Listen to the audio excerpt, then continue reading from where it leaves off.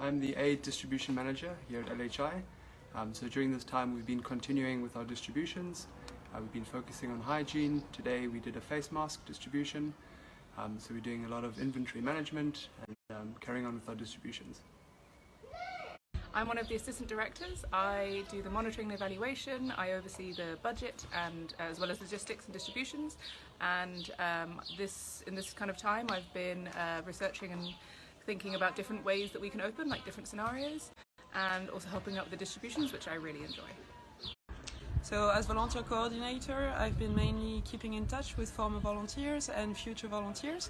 So if you've been emailing us, you're probably talking to me. I've been also in contact with all of the other team members, which I miss very much, to try to improve our volunteer program, but also our resident volunteer program, which we hope to get back on track as soon as we can.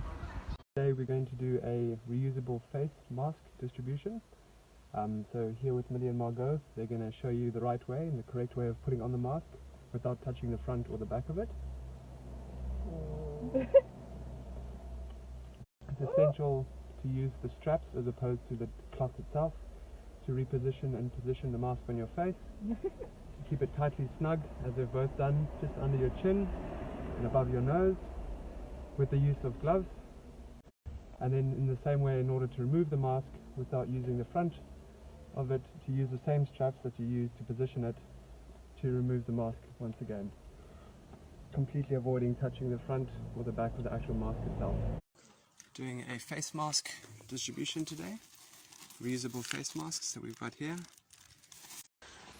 Guys, what are you doing?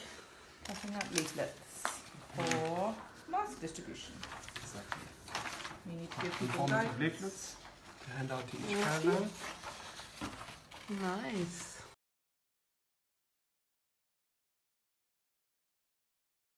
This is the view from our rooftop.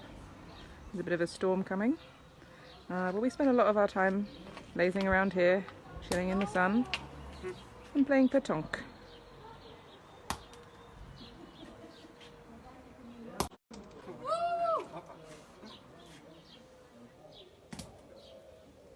I win!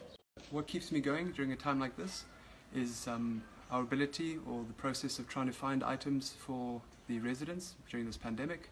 So a source of inspiration is finding hygiene and specific items that are desperately required or needed by the residents. This is a big source of inspiration for me, and to continue with our distributions as we have been doing.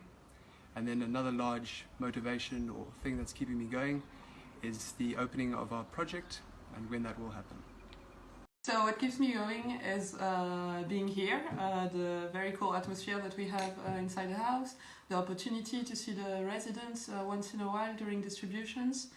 I've also been practicing my ukulele, and I have been doing some crochet, which I learned to do in our female-friendly space, by the way. And I've been making this little guy. It's a squid.